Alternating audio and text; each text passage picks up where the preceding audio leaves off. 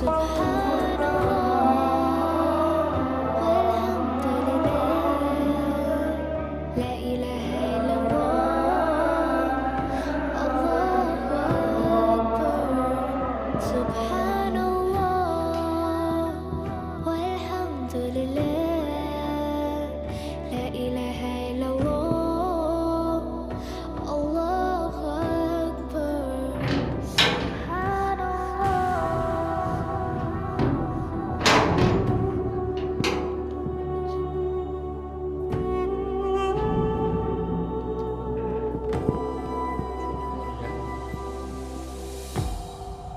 হচ্ছে মূল মসজিদ, যেটা এক রাতে গাইবি থেকে সৃষ্টি হয়েছিল, মানে করা হয়েছিল এটা গাইবীভাবে।